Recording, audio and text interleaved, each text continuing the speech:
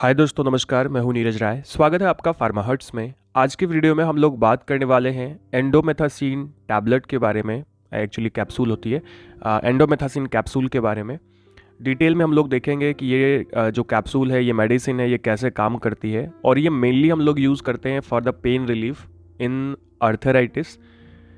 पर ये एक ऐसी मेडिसिन है जो बहुत अच्छी है, लेकिन तब भी इसको यूज़ करने में डरते हैं लोग। आखिर क्यों ऐसा है, आगे हम लोग डिस्कस करने वाले हैं, तो वीडियो में लास्ट तक बने रहिएगा।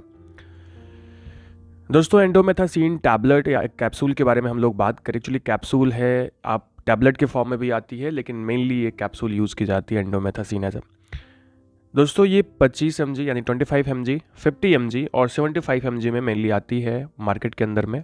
और ये एक प्रकार की NSAID है, एंटी इन्फ्लामेटरी मेडिसिन है, जिसके साथ पास में एंटी पायरेटिक एक्शन भी होता है। यानी ये हल्के फुल्के बुखार को भी ठीक करने में काम करती है, इन्फ्लामेशन को ख़त्म करती है, और टिश्यू की इंजरी से जो पेन उत्पन्न होता है उस पेन को ठीक करने में सहायता करती है। यानी अगर इस तरह से हम लोग देखें तो ये मेनली हम लोग इसे ज्वाइंट की प्रॉब्लम में, ज्वाइंट के इन्फ्लामेशन जिसको आर्थराइटिस बोलते हैं, गाउट बोलते हैं, उसमें इसे यूज़ कर सकते हैं। तो चलिए देखते हैं सबसे पहले कि इसका यूज़ हम लोग किन किन कंडीशन में करते हैं। दोस्तों, इसका यूज़ हम लोग करते हैं रूमेटॉइड आर्थराइटिस में, जो कि एस्प्रिन के द्वारा अगर कंट्रोल नहीं होता वो पेन, अब रूमेटॉइड आर्थराइटिस के इन्फ्लेमेशन को डाउन करती है, उसके पेन को कम करती है, ये काम इसका होता है। स्पॉन्डिलाइटिस यानी आपकी जो स्पाइन है या आपकी जो लॉन्ग बोन्स हैं, उनमें अगर इन्फ्लेमेशन होता है, एक तरह का उनका आर्थराइटिस जो होता है उसको स्पॉन्डिलाइटिस बोलते हैं, तो वो उसको ठीक करने में सहायता करती है।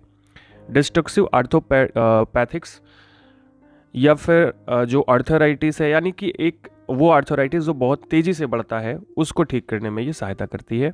इसके अलावा एक्यूट गाउट में इसे यूज़ किया जाता है, उसके पेन को ठीक किया जाता है।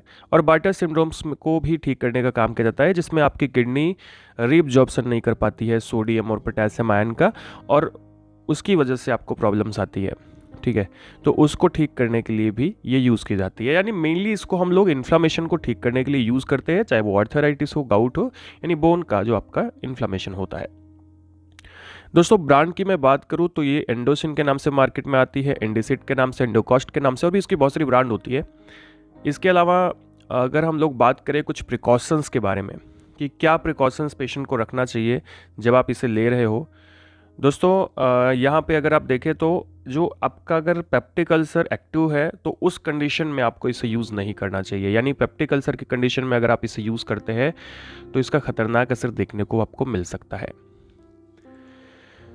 इसके अलावा हिपैटिक और रीनल फंक्शन में प्रॉब्लम है, यानी अगर आपको किडनी से संबंधित समस्या है, आपको लीवर से संबंधित समस्या है, तो इसको कुछ प्रिकॉशंस के साथ में यूज़ की जाती है। प्रेगनेंसी के टाइम पे इसे यूज़ नहीं किया जाता है, लैक्टेशन में अनसेफ होती है, और एल्डरली जो पर्सन होते हैं उनके लिए जो डोज होती है उसको रिड्यूस करके दी जाती है। इसके अलावा दोस्तों, कुछ कॉन्ट्राइंडिकेशन की मैं बात करूं, प्रिकॉशंस की बातें हो गई, तो कॉन्ट्राइंडिकेशन में एक चीज़ आपको ध्यान देना है कि आपको कोई मशीनरी ऑपरेशन नहीं करना है। इसको लेने के बाद आपको कोई हैवी मशीन आपको नहीं चलानी है, ड्राइव नहीं करना होता है। और अगर आप एपिलेप्टिक्स हैं या मिर्गी के दौरे आपको पड़ते हैं तो आपको इसे यूज़ नहीं करना चाहिए। इससे हाइपर सेंसिटिविटी है तो आपको यूज़ नहीं करना चाहिए। नेक्स्ट दोस्तों, हम लोग आगे बढ़ते हैं और बात करते हैं साइड इफ़ेक्ट क्या होते हैं इसके। अगर इसको पेशेंट को दिया जाता है तो पेशेंट में गैस्ट्रिक इरिटेशन, यानी कि पेट में उनको इरिटेशन हो सकता है, और नोज़िया की प्रॉब्लम आती है, एनोरेक्सिया हो सकता है, गैस्ट्रिक ब्लीडिंग हो सकती है, मतलब पेट से संबंधित समस्या हो सकती है, और इसी वजह से देखो अल्सर में इसे यूज़ नहीं करते। डायरिया की समस्या है, फ्रंटल हेडेक यानी माथे पे आपको दर्द हो सकता है, डिजीनेस की प्रॉब्लम आती है, मेंटल कन्फ्यूजन हो जाता है, हेलुसिनेशन होता है। ये सब देखो रेयर है, मतलब इसमें कुछ हैं कॉमनली है, कुछ कॉमन होते हैं और कुछ रेयर होते हैं, जैसे डिप्रेशन, साइकोसिस, हेलुसिनेशन, मेंटल कन्फ्यूजन, अस्थमा, ये सब आपके जो होते हैं वो रेयर होते हैं, बहुत कम पेशेंट्स में देखने को मिलते हैं, ऐसे पेशेंट्स में जिनको एलर्जी होती है। दोस्तों, हम लोग डोज की बात करें उससे पहले हम लोग बात करते हैं कि इसको यूज़ क्यों नहीं करते हैं। यानी NSAIDs को यूज़ करने पर थोड़ा सा डर लगता है, चाहे वो एस्प्रिन हो, एंडोमेथासिन हो, या इस तरह की कोई भी मेडिसिन हो। एक्चुअली क्या होता है ना कि जैसे ये सारी मेडिसिन्स आपके हार्ट के लिए बहुत खतरनाक होती है, जैसे एस्प्रिन हो गई, एंडोमेथासिन हो गई, ठीक है। तो ये हार्ट डिजीज़ को बढ़ाने का काम कर सकती है, और लीवर के लिए ख़तरनाक होती है, और इसी वजह से इसको यूज़ करने में प्रॉब्लम होती है। और एंडोमेथासिन के पास ये गुण अब समझो कि भरा हुआ है, ठीक है। इस वजह से ये बहुत कम यूज़ की जाती है। डोज की दोस्तों हम लोग बात कर लेते हैं, डोज क्या होता है इसका। तो इसकी जो डोज होती है एडल्ट्स के अंदर में वो 25 टू 50 mg 2 से 4 बार आप इसे दिन में दे सकते हैं पेशेंट्स को। इसके अलावा न्यूनेट्स में 0.2 mg पर केजी बॉडी वेट के हिसाब से पर डोज दी जाती है। 3 डोज में 12 आवर के आपको अंतराल पे दी जाती है।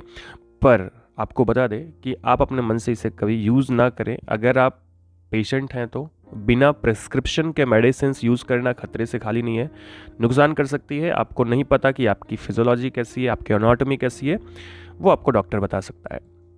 तो दोस्तों ये था आज का वीडियो जिसमें हम लोगों ने बात किया एंडोमेथासिन के बारे में। वीडियो आपको इन्फॉर्मेटिव लगा हो, अच्छा लगा हो तो चैनल को सब्सक्राइब करके वीडियो को लाइक करिएगा, दोस्तों के पास जरूर शेयर करिएगा। मिलते हैं नेक्स्ट वीडियो में। पूरा वीडियो देखने के लिए बहुत बहुत धन्यवाद। अगर आपने अभी तक हमारा हेल्थ मुकिया चैनल सब्सक्राइब नहीं किया है तो उसको भी कर लीजिएगा।